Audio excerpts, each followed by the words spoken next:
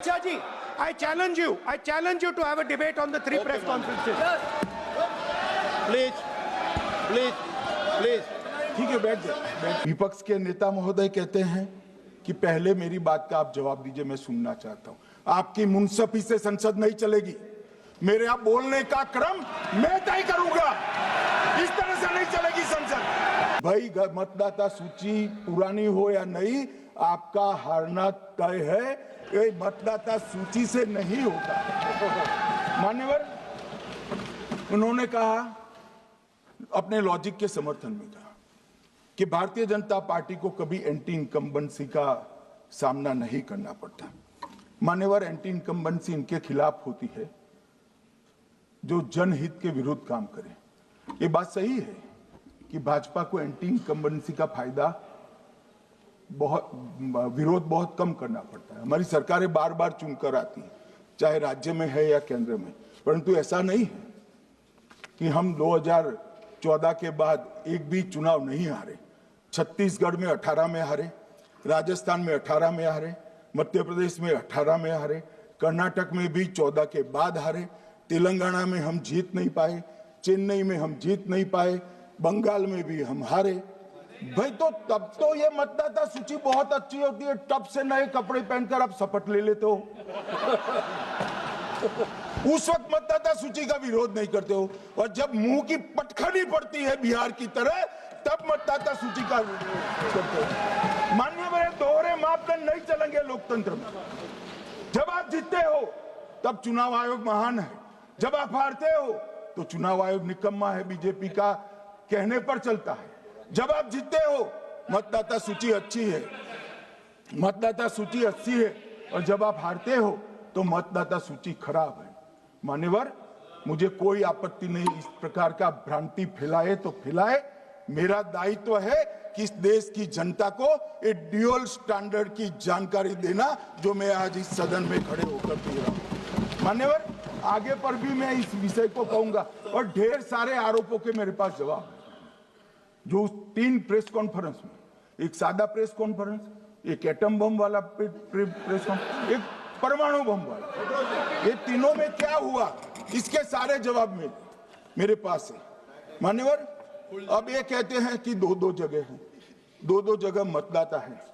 मान्यवर, किन किन लोगों के 2-2 जगह मतदाता, मैं इसमें जिनके नाम 2 जगह रजिस्टर्ड है उसका दोष नहीं निकालता मैं, क्योंकि एक जगह से कोई व्यक्ति दूसरी जगह गई तो 2010 के बाद इसको डिलीट करने का अधिकार आरओ के पास से ले लिया गया।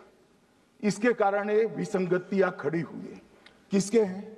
श्री प्रशांत किशोर जी के 2 जगह मतदाता है, पवन खेरा जी का भी है, तेजस्वी यादव का स्वयं का है, टी सिद्दीकी एनआईसी केरल के नेता का है, मान्यवर संजय सिंह आप पार्टी के नेता के हैं, एक किशोरी पेडनेकर यूबीटी शिवसेना के हैं, इनका भी है।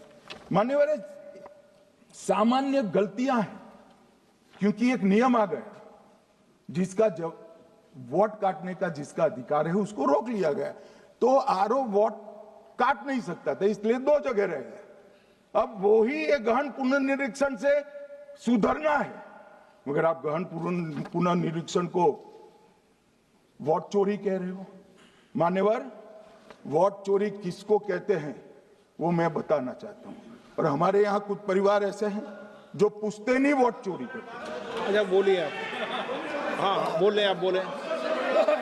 हाँ बोले आप, बोले। स्पीकर सर, मेरा कल एक सवाल था, जो हिंदुस्तान के इतिहास में पहली बार डिसीजन लिया गया कि इलेक्शन कमिश्नर्स को फुल फुल इम्यूनिटी दी जाएगी। ठीक है, ये है ना, इसका जवाब इसका पीठ में खत्म नहीं किया सर। इसके पीछे जो थिंकिंग थी वो हमें सबसे पहले बताएं। ठीक है। दूसरी बात, नहीं, हरियाणा की जहां इन्होंने बात की, इन्होंने एक उदाहरण लिया, वहां पर अनेक उदाहरण हैं। वो भी आपने दिया था ना, 19 वो भी आपने दिया था, इसलिए लिया वो भी। 19 लाख वहां पे नहीं, फेक लोग वो वोटर्स उदाहरण हैं। आपने दिया था इसलिए उसका जवाब दिया उन्होंने। और ये भी हमें बता दीजिए, actually let us have a debate on my press conference.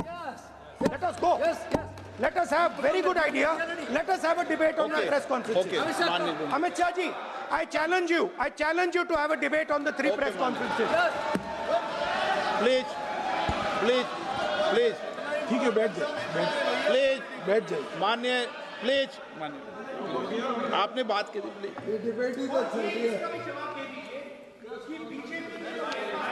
Uttar Pradesh में और हरियाणा में दोनों चुनाव में वोट कैसे दे रहे माननीय, हैं? प्लीज। ये भी जवाब दे दीजिए। माननीय गृह मंत्री जी, मान्यवर, पहली बात मैं स्पष्ट करना चाहता हूं, मैं 30 साल से विधानसभा और संसद में जनप्रतिनिधि के रूप में चुनकर आता हूं। मुझे लंबा अनुभव है संसदीय प्रणाली का। विपक्ष के नेता महोदय कहते हैं कि पहले मेरी बात का आप जवाब दीजिए, मैं सुनना चाहता हूं। आपकी मुनसफी से संसद नहीं चलेगी। मेरे आप बोलने का क्रम मैं तय करूंगा, इस तरह से नहीं चलेगी संसद। मान्यवर, उनको धैर्य रखना चाहिए, उनको धैर्य रखना चाहिए मेरा जवाब सुनने का। इनकी एक एक बात का जवाब मैं दूंगा, मगर मेरे भाषण का क्रम वो तय नहीं कर सकते, मैं करूंगा, क्योंकि मैं बोल रहा हूं। मान्यवर,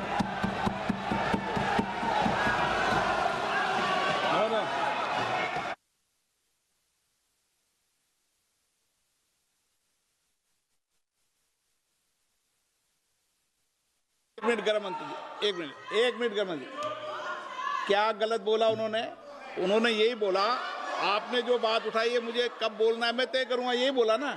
उसमें क्यों उत्तेजित हो रहे हो आप? हाँ, आपके 2-2 मिनट में खड़े होने से थोड़ी जवाब देते रहेंगे। नो, माननीय गृह मंत्री, नहीं होगा। मैं आपको फिर मौका दूंगा, आपको मौका दूंगा आपको। हाँ बोलिए, बोलिए सर, ये बोलिए। आपने अगर अमित शाह जी का रिस्पांस देखा तो ये कंप्लीटली डिफेंसिव रिस्पांस है। ये घबराया हुआ रिस्पांस है, ये डरा हुआ रिस्पांस है। अब सुनिए पूरी बात, प्लीज ये माननीय। नो, सच्चा रिस्पांस नहीं है। माननीय गृह मंत्री जी, मान्यवर, आपके चेहरे पर बैठो। मान्यवर, आपके चेहरे पर चिंता की लकीरें मैं देख रहा हूं कि मैं क्या बोलूंगा। मैं उनके उकसावे में नहीं आऊंगा, मैं मेरे विषय पर बोलूंगा। मान्यवर, मैंने इतना ही कहा कि मैं मेरे भाषण का क्रम मैं तय करूंगा। मेरे भाषण का पहले क्या बोलना, बाद में क्या बोलना, मैं तय करूंगा। और मैं मानता हूं कि हर एक वक्ता का ये अधिकार है, उनका भी है, मेरा भी है। कल वो बोल रहे तो हम ऐसा थोड़ी ना बोले आप झूठ क्यों बोल रहे हो, हम नहीं बोल सकते साहब। वो माननीय विपक्ष के नेता है, वो बोल सकते अपना भाषण। मान्यवर, और मैंने तो ये भी कहा, मेरा पूरा भाषण छूट कर कुछ बच जाता है तो आप पूछिएगा, मैं जवाब दूंगा। मगर अब धैर्य भी चाहिए और सुनना भी चाहिए, दोनों चीजें करनी पड़ती है।